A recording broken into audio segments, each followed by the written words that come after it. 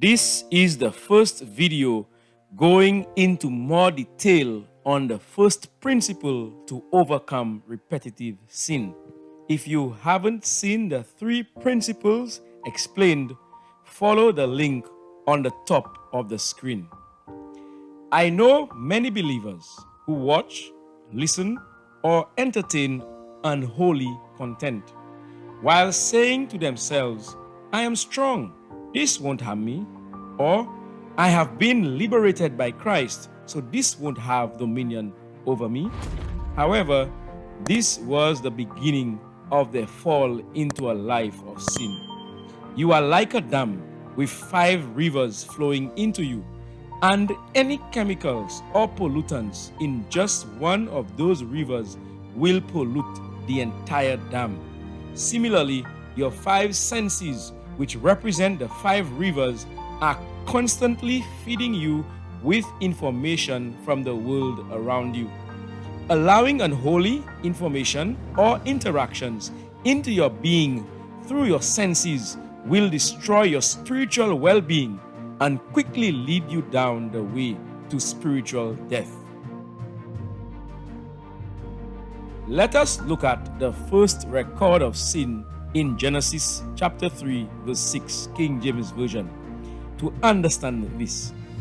And when the woman saw that the tree was good for food, and that it was pleasant to the eyes, and a tree to be desired to make one wise, she took of the fruit thereof and did eat, and gave also unto her husband with her, and he did eat. After listening to the serpent, Eve was convinced from what she heard that the fruit would not kill her, but instead give her wisdom which she desired. The verse says, she saw that the fruit was good for food. In other words, her outlook about the fruit was changed based on what she was told by the enemy. Eve no more saw the fruit as a curse, but as food and a way to get wisdom.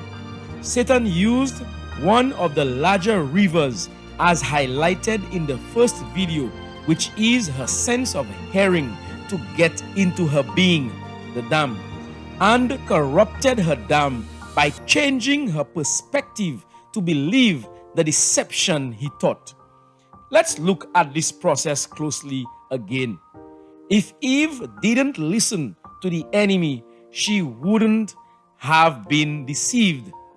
The enemy knew if he could get her to listen, he could arouse the desire in her to go against what God warned by using her desire to be wise.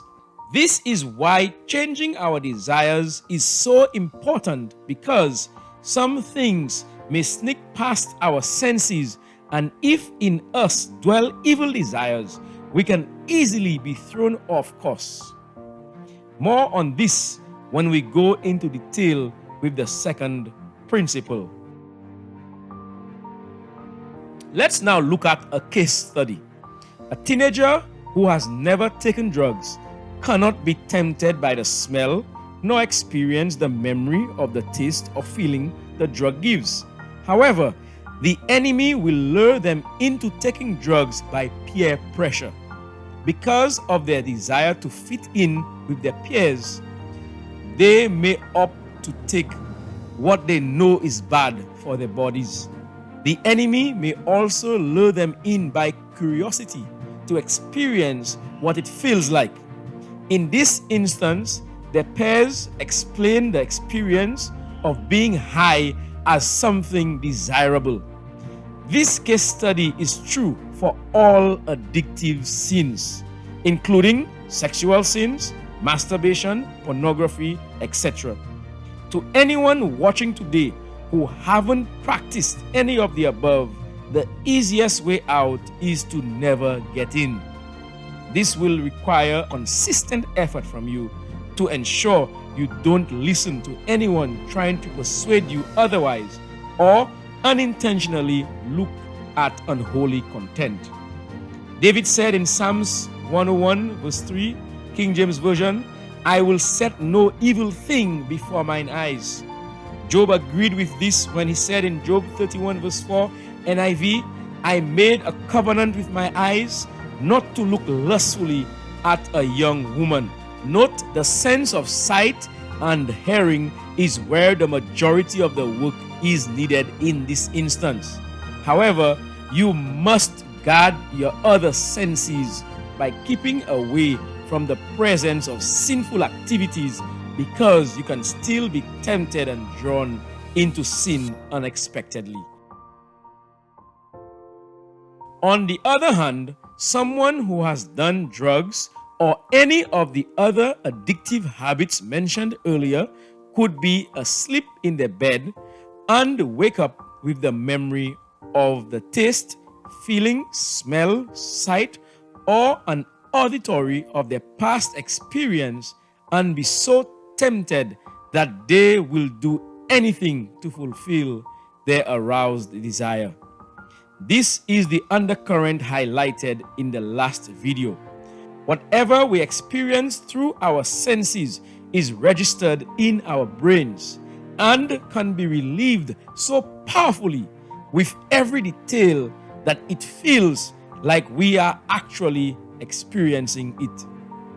The way to overcome this is to change your desire to a higher desire, which is, as the Bible puts it, to walk in the Spirit. More on this in the next video. Once your desires are changed, you may relieve the memories, but it will have no effect on you, and with time, those memories finally disappear. You need to also be aware that it may, in most instances, be easy for you to fall into those sins again.